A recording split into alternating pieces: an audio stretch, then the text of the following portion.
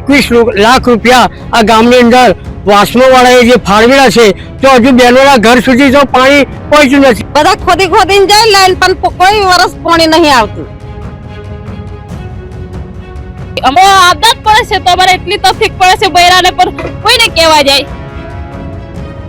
અને જે ટીમલા બનાવેલા છે એ ટીમલા તો તૂટી ગયા અને લાઈન દબાવેલી છે, લાઈનની અંદર પણ પાણી ગયું નથી।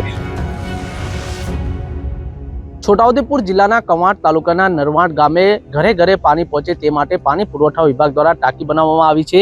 રૂપિયા 27 લાખના ખર્ચે આ ટાંકી બનાવવામાં આવી છે, પરંતુ આ ટાંકી શોભાના ગાંઠિયા સમાન બની છે। અહીંયા 1000 થી વધુની વસ્તી છે, ત્યારે પાણી પુરવઠા વિભાગ દ્વારા જે ઘરે ઘરે નળ તો ફિટ કરી દીધા છે, પરંતુ આ ટાંકીની અંદર હજુ સુધી પાણી પહોંચ્યું નથી। ગામ લોકો હાલ તો માંગ કરી રહ્યા છે કે પાણી પુરવઠા વિભાગ આ બાબતે ગંભીર નોંધ લઈ લે, પાણી પહોંચાડે અને આ ટાંકીમાં વહેલી તકે શરૂ કરવામાં આવે તેવી માંગ કરી રહ્યા છે।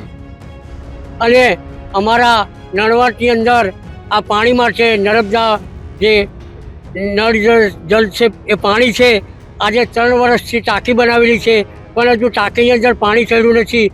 સમની અંદર પાણી આવેલું છે પણ ઉપર પાણી ચડ્યું નથી। તો અમારા ગામ લોકોને એવું કહેવું છે કે 21 લાખ રૂપિયા આ ગામની અંદર વાસણોવાળાએ જે ફાળવેલા છે તો હજુ બહેનોના ઘર સુધી તો પાણી પહોંચ્યું નથી। અને જે ટીમલા બનાવેલા છે એ ટીમલા તો તૂટી ગયા અને લાઈન દબાવેલી છે, લાઈનની અંદર પણ પાણી ગયું નથી। તો અમારે બહેનોને નદીની અંદર જે ચોમાસાનું પાણી આવે તે કપડાં ધોવે, વાસણ ઘસે, પછી આ ટાંકી બનાવેલી છે ગામની પંચાયતની, એની અંદર અમારી બહેનો હાલની તારીખે કપડાં ધોવા બાજુના છે। અમારે કોઈ જાતનું પાણીની સુવિધા નથી। તો અમારા નળવાડ ગામના આગેવાન તથા ભાઈઓ બહેનોને એવું કહેવું છે કે આ જલ સે જલ તાત્કાલિક ચાલુ કરે ને જેથી કોન્ટ્રાક્ટર બનાવી ગયા ફરીથી પાછા આવીને આ કામ ચાલુ કરે એવી મારી નમ્ર વિનંતી છે। અમારે પાણીની સુવિધા જોઈએ। બધા ખોદીને જાય લાઈન પણ કોઈ વર્ષ પાણી નહીં આવતું। પાણીની બહુ તકલીફ પડે, ઉનાળામાં તકલીફ પડે। આ જોતો શોભાની ટોકીઓ બનાવેલી છે, આ પાણી મેં વળી કપડાં ધોવા અમારે બીજું કશું નહીં, પાણી જોઈએ છે। નર્મદા આજુબાજુ થઈ જશે, અમારે નથી। અમારે ઉસીકા નર્મદા એને શું કરવું? હળવદવાળા તો કાંઠાવાળા બધા ગમ કે તલે આખું વર વાયવા કરે એવું બધું સાયલા કરે। અમારે ઓછી કે નદી તેવું અમારે કઈ આપતું નહીં। અહીંયા અમારે હો કેનાલ જોઈએ ને પાણી જોઈએ, બીજું કશું ના જોઈએ। આડા ગામ બધે ટોકી થઈ ગઈ। અમે આદત પડે છે તો અમારે એટલી તકલીફ પડે છે બૈરાને પર કોઈને કહેવા જાય। પાણી નહીં આવતું એટલે તો બધું વાત પડે ને। અમારે અલા નળ મેં થોડું આવે, અમારે આલી મોટર ચાલુ થાય એટલા ટાઈમે સવારે કલાક ચાલુ કરેલી ભરવાનું અને આ હવાનમાં ભર લેવાનું। આખી દિવસે બધું 2-3 દાડા ચાલે તો લાઈટ દે એટલે પૂરું। અમારે હવે ત્યાં મારવાની, પાણી પીવાની હો, ભરવાની હો, વાસુરોને પાવા હો। આપ જોઈ શકો છો અહીંયા 1000 થી વધુની વસ્તી છે। ગ્રામજનોની સૌથી મોટી સમસ્યા હોય તે પાણીની છે।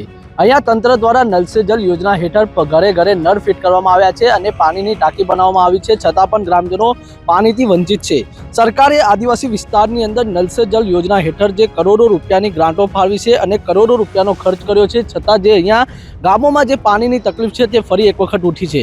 આપ જોઈ શકો છો અહીંયા નલ સે જલ યોજના હેઠળ અહીંયા નળ ફિટ કરવામાં આવ્યા છે। આ નળમાં કાટ આવી ગયો છે, પરંતુ નળની અંદર પાણી પહોંચ્યું નથી। કહી શકાય કે જે તંત્રએ જે ખર્ચ કર્યો છે, સરકારે આદિવાસી વિસ્તારની અંદર નલ સે જલ યોજના હેઠળ જે ખર્ચ કર્યો છે તે પાણીમાં ગયો હોય તેવું લાગી રહ્યું છે। અહીંયાથી નજીક રામી ડેમ પણ આવેલો છે, જે રામી ડેમ છલોછલ ભરાયેલો છે, છતાં પણ આ નરવાડ ગામ પાણીથી વંચિત છે।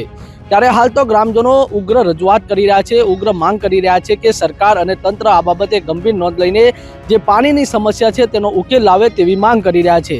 ત્યારે સરકાર અને જિલ્લા વહીવટીતંત્ર આ બાબતે ગંભીર નોંધ લે તે જરૂરી બન્યું છે। Rihan Patel, vibes of India Gujarati news, Chhota Udepur.